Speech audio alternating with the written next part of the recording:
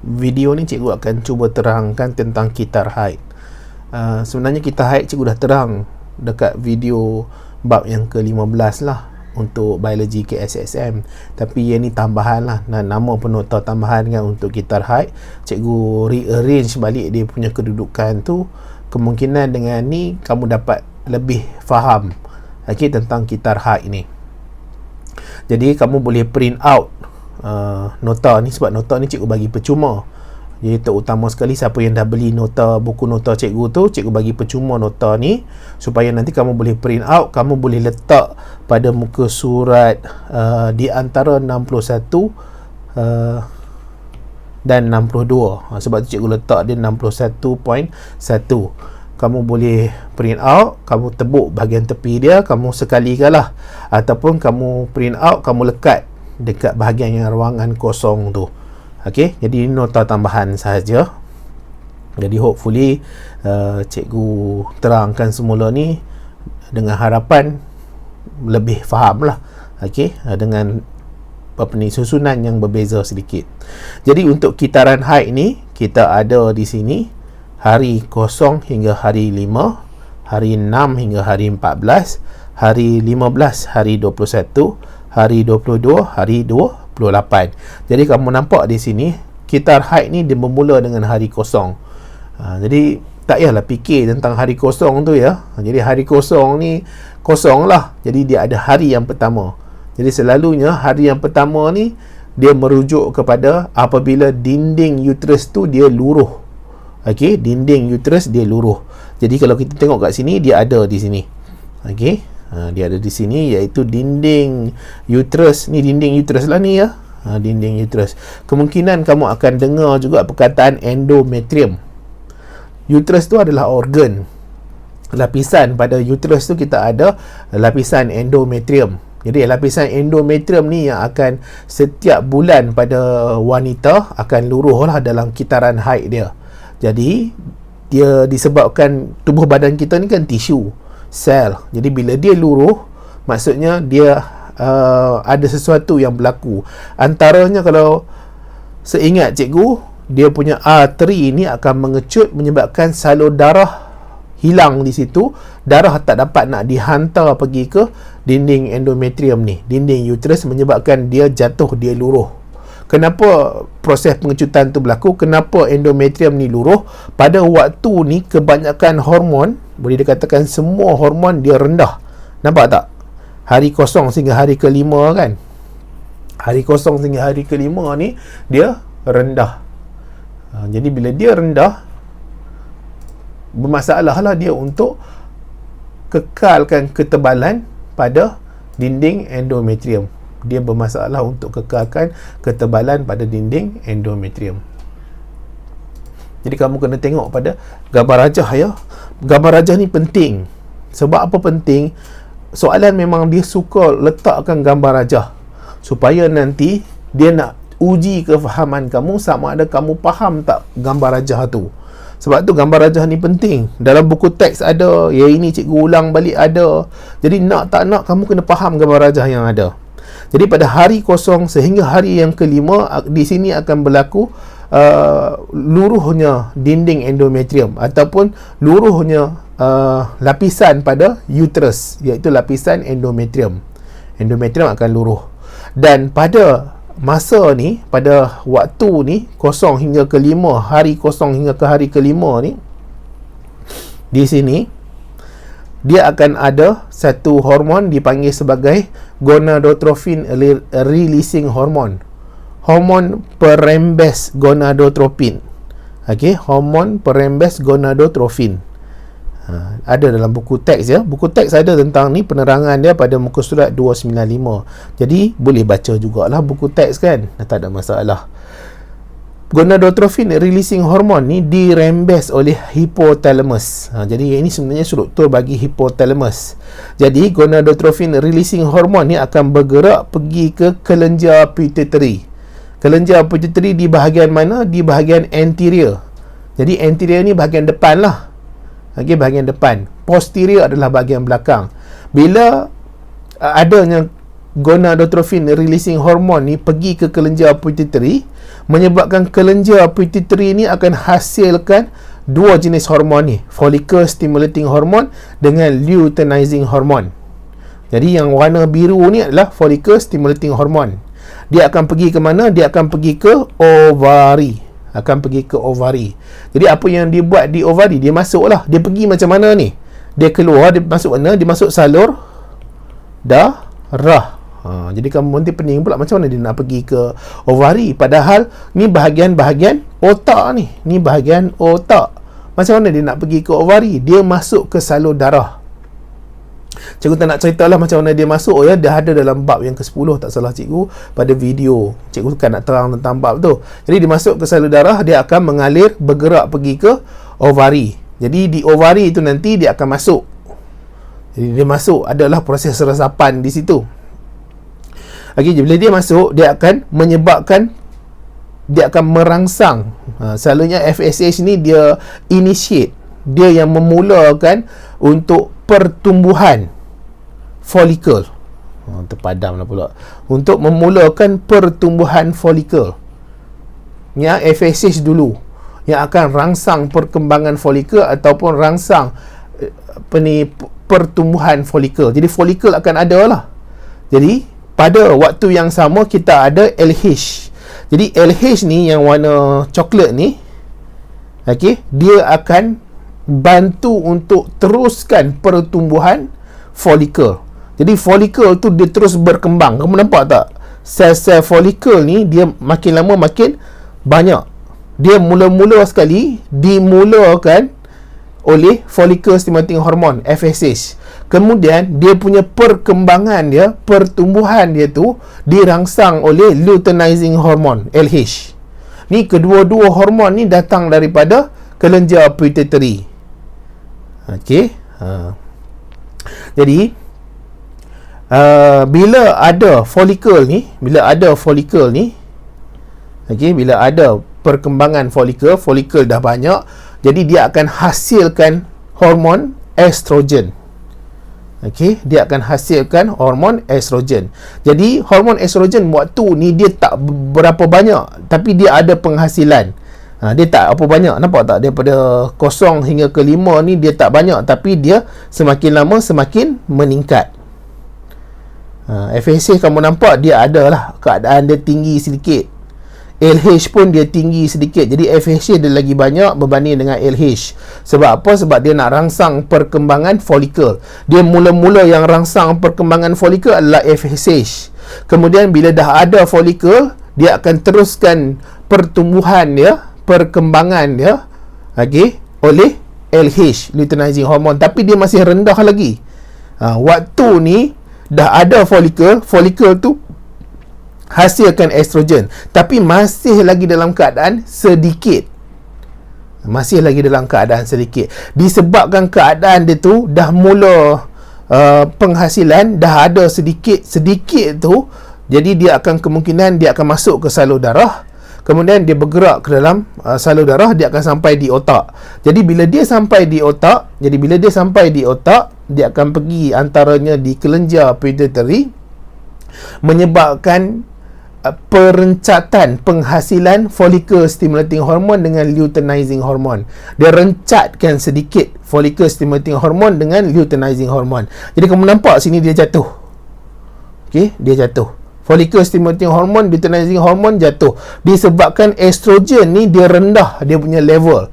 Di sini dia berlaku mekanisme suap balik negatif. Okey, mekanisme suap balik negatif. Jadi bila-bila masa nanti cikgu akan buat video tentang mekanisme suap balik negatif, mekanisme suap balik positif. Kalau tidak nanti panjang sangat video ni.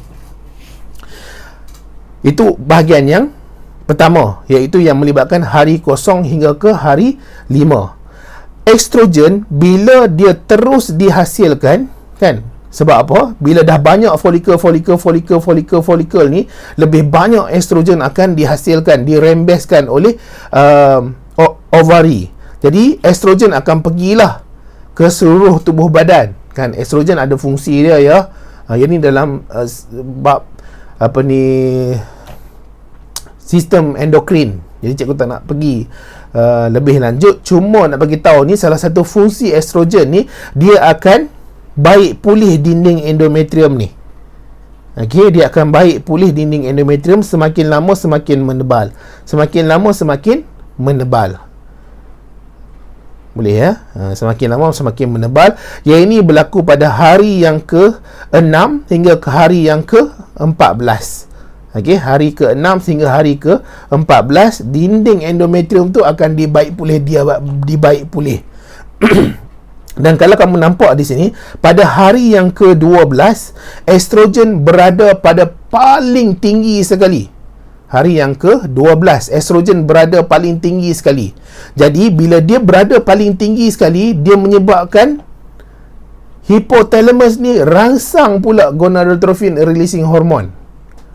Jadi, bila dia rangsang perembesan gonadotropin releasing hormone, yang ini akan bergerak pergi ke kelenjar pituitary, menyebabkan penghasilan luteinizing hormone ni tinggi balik. Okey, dia akan menyebabkan penghasilan luteinizing hormone dengan follicle stimulating hormone tinggi balik. Nampak tak? Di sini. Dia tinggi balik, tapi paling tinggi sekali luteinizing hormone. Disebabkan ada mekanisme swap balik positif. Disebabkan estrogen ni dia tinggi. Tadi kita cerita tentang estrogen dia rendah. Bila dia rendah, dia akan rencatkan penghasilan FSH dengan LH. Tapi bila dia paling tinggi sekali pada hari ke-12, dia akan rangsang untuk hypothalamus tu rembes gonadotropin releasing hormone. Jadi bila gonadotropin releasing hormone ni banyak, menyebabkan kelenjar pituitary hasil lagi banyak follicle stimulating hormone dengan luteinizing hormone. Tapi yang banyaknya adalah luteinizing hormone. Dan ini kemuncak dia pada hari yang ke-13. Okey, kemuncak dia adalah hari yang ke-13. Jadi hari yang ke-14 tu disebabkan kemuncak penghasilan luteinizing hormone, kemudian dia akan bergerak pergi ke ovari, disebabkan dia terima kuantiti luteinizing hormone yang sangat tinggi, ovulasi akan berlaku. Jadi ovulasi ini berlaku pada hari yang ke-14 selalunya lah. Ovulasi berlaku pada hari yang ke-14. Dia lari sikit kan. Sebenarnya ovulasi berlaku pada hari yang ke-14. Boleh ya? Jadi pada waktu yang sama juga, luteinizing hormone ni akan rangsang penghasilan corpus luteum. Okey, jadi luteinizing hormone nampak ada di sini. Jadi follicle growth ni akan menyebabkan ovulasi berlaku. Kemudian luteinizing hormone ni akan menyebabkan ovulasi. Kemudian luteinizing hormone ni akan menyebabkan pembentukan corpus luteum.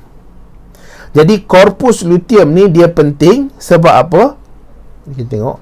Sebab corpus luteum dia akan rembeskan progesteron estrogen. Jadi kita dah masuk sekarang ni hari yang ke-15 hingga hari yang ke-21. Ni hari ke-15. Hari ke-15. Hari yang ke-21. Jadi corpus luteum ni dah mula hasilkan progesteron. Okey, dan estrogen. Yang hijau ni estrogen. Jadi dua hormon ni gabungan dia akan rencatkan rembesan follicle stimulating hormone dengan luteinizing hormone. Jadi dua hormon ni dia akan merencatkan penghasilan follicle stimulating hormone dengan luteinizing hormone. Dia akan rendah lah. Yang ni kita panggil sebagai mekanisme swap balik negatif. Kenapa dia nak rendahkan follicle stimulating hormone dengan luteinizing hormone? Kamu kena ingat awal-awal dulu, pada hari 0 hingga ke hari 5, follicle stimulating hormone dengan luteinizing hormone ni tinggi. Jadi menyebabkan dia rangsang perkembangan follicle. Jadi dia ada satu follicle yang dominan yang akan berubah menjadi follicle growth. Satu sahaja. Dia tak boleh banyak. Jadi ikut secara normalnya satu sahaja. Okey. Jadi satu sahaja.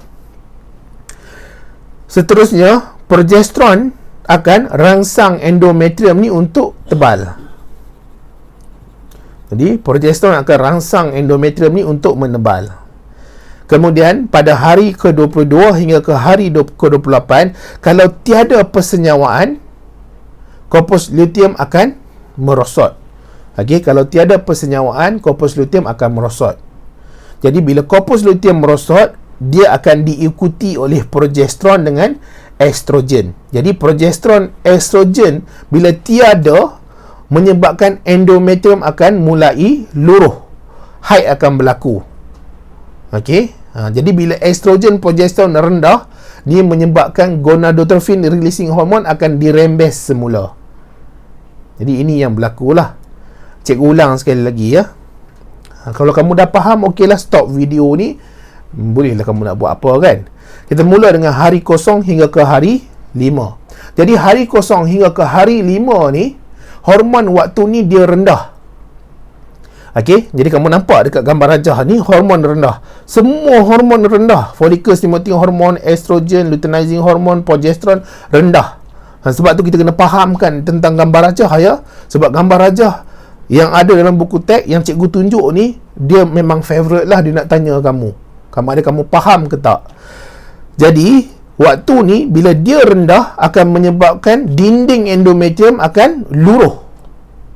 Okey, dinding endometrium akan luruh. Sebab apa? Tidak ada hormon yang nak mengekalkan dinding endometrium tu. Pada waktu yang sama, hypothalamus akan rembeskan gonadotropin releasing hormone. Gonadotropin releasing hormone ni akan bergerak pergi ke kelenjar pituitary. Jadi bila dia sampai ke kelenjar pituitary, dia akan rangsang kelenjar pituitary, ini bahagian anterior ya. Akan rangsang kelenjar pituitary untuk hasilkan FSH dengan LH. Follicle stimulating hormone dengan luteinizing hormone. Kita kena mula dulu dengan follicle stimulating hormone sebab ini yang hormon yang akan memulakan merangsang untuk pembentukan follicle pada usia prima. Jadi ogonium ni akan ada perkembangan follicle lah. Okey. Jadi yang ini kemungkinan banyak. Tapi yang akan bergerak hanya satu saja dominant follicle yang akan bertukar menjadi follicle graft. Satu saja, the dominant. Dia tak boleh lah semua. Okey. Jadi dia haru biru haywire nanti. Jadi follicle stimulating hormone ni akan memulakan untuk perkembangan follicle, rangsang pertumbuhan follicle daripada follicle primer menjadi follicle sekunder. Dan seterusnya luteinizing hormone ni akan ganti tugas follicle stimulating hormone. Pada waktu yang sama adalah follicle stimulating hormone tu, tapi luteinizing hormone ni akan rangsang juga untuk perkembangan follicle. Boleh ya, luteinizing hormone. Jadi di sini ni kita ada follicle stimulating hormone dengan luteinizing hormone yang warna oranye ni. Dia tinggi. Jadi sekarang ni kita dah ada sel-sel follicle yang warna kuning ni kan. Kuning tak kuning tu lah. Jadi follicle sel ni dia ada keupayaan untuk dia rembeskan hormon estrogen. Tapi waktu permulaan mestilah tak banyak sel follicle. Jadi bila tak banyak, dia hasilkan sikit saja. Jadi bila estrogen tu sikit, ni masih lagi hari kosong hingga ke hari 5 ya. Ni hari kosong hingga ke hari 5, hari kosong hingga ke hari 5. Dia masih sikit lagi, tapi dia punya kuantiti semakin lama semakin bertambah. Disebabkan bilangan follicle tu dah bertambah. Tapi bila disebabkan dia rendah, dia akan penghasilan estrogen tu bila dia rendah, tubuh badan akan detect lah. Kamu tak belajar lah macam mana dia detect tu ya. Tapi nak bagi tu, tubuh badan dia boleh detect, menyebabkan perembesan follicle stimulating hormone dengan luteinizing hormone. Dia akan rencatkan follicle stimulating hormone dengan luteinizing hormone. Dia stop kejap. Dan estrogen akan terus dirembes keluar dari ovari lah. Sebab apa? Follicle ni berada dalam ovari. Jadi semua ni kamu jangan duduk pening pula. Ni duduk kat mana? Ni dalam ovari. Ya, ni wanita lah, lelaki tak ada lah proses ni. Jadi estrogen ni akan terus dirembes semakin hari semakin banyak. Kita dah masuk pula bab yang seterusnya, iaitu bukan bab seterusnya, fasa yang seterusnya, hari ke-6 hingga ke hari 14. Jadi hari ke-6 ke hari 14 ni, estrogen akan terus meningkat. Dia paling tinggi sekali pada hari yang ke-12 ni. paling tinggi sekali hari yang ke-12. Tadi estrogen tadi dah baik pulihkan dinding endometrium. Okey, pada hari yang ke-6 sampai ke hari ke-14. Dia paling tinggi sekali pada hari yang ke-12. Jadi hari yang ke-12 ni disebabkan estrogen berada paling tinggi sekali, tubuh badan akan detect lah, yang akan menyebabkan dia akan rembeskan lebih gonadotropin releasing hormone. Jadi gonadotropin releasing hormone bila dia dirembeskan, dia akan pergi ke kelenjar pituitary, akan hasilkan follicle stimulating hormone dengan luteinizing hormone. Jadi kalau kamu nampak dekat gambar rajah ni, follicle stimulating hormone selepas je hari yang ke-12 ni, luteinizing hormone dengan follicle stimulating hormone dia dah meningkat sikit. Sebab apa? Sebab estrogen tadi. Okey, yang ini kita panggil sebagai mekanisme swap balik positif. Jadi lebih banyak follicle stimulating hormone dengan luteinizing hormone. Yang paling tinggi sekali luteinizing hormone lah. Dia paling banyak sekali dirembeskan pada hari yang ke-13. Banyak hari ke-13. Jadi dia pergi ke mana luteinizing hormone ni? Dia pergi ke ovari. Akan menyebabkan follicle graft ni, ovari, mengalami ovulasi pada hari yang ke-14. Okey, pada hari yang ke-14. Jadi ovulasi berlaku, usid sekunder akan keluar dan masuk ke dalam tube fallopian. Okey, dia akan masuk ke tube fallopian. Okey, seterusnya hari yang ke-15 hingga ke hari 21. Okey, hari ke-15 hingga ke hari 21. Jadi luteinizing hormone selain dia merangsang proses ovulasi, dia juga akan pergi ke corpus luteum. Dia akan pergi ke follicle graft ni, menyebabkan pembentukan corpus luteum. Dan corpus luteum ni akan merembeskan progesteron dan estrogen. Hasil gabungan progesteron dengan estrogen ni akan rencatkan penghasilan follicle stimulating hormone dengan luteinizing hormone. Jadi rendahlah follicle stimulating hormone dengan luteinizing hormone akan jadi rendah. Nampak tak dia jadi rendah? Dengan follicle stimulating hormone jadi rendah sebab hasil gabungan antara progesteron dengan estrogen yang dirembes oleh corpus luteum. Jadi progesteron estrogen ni akan bantu terus untuk menebalkan ataupun mengekalkan ketebalan dinding endometrium, supaya nanti untuk persediaan bila ada penempelan. Jadi embryo tu kalau dia menempel, jadi dia ada persediaan supaya dia tak gugur. Okey. Itu pada hari yang ke-15 hingga hari yang ke-21. 21 di sini. Hari 22 hingga hari yang ke-28.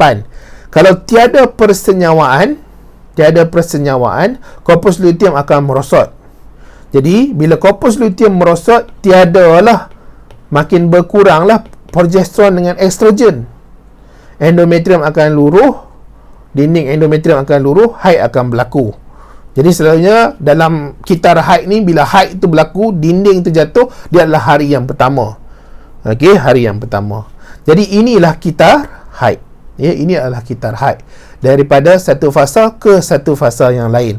Dan kamu kena faham dua gambar rajah utama ni. Okey, dua gambar rajah utama ni. Dan cikgu harap cikgu dah memudahkanlah untuk kamu faham ya. Hopefully lah. Penat cikgu buat ni 3-4 jam duk fikir macam manalah nak mudahkan kamu untuk faham. Okey, sebab pengalaman cikgu memang bab ni agak susah. Dan bahagian ni kadang-kadang pelajar pening sebab apa? Melibatkan hormon yang banyak. Melibatkan ovari, melibatkan otak, melibatkan uterus. Jadi memang sangat-sangat mengharapkan kamu faham dan berguna kepada kamu lah. Jadi itu saja. Dan nota ni cikgu akan bagi dalam grup Telegram cikgu. Kamu boleh join grup Telegram tu. Dan pada siapa yang dah beli, boleh print out, masukkan dalam nota yang kamu dah beli. Okey, itu sajalah dalam video kali ini.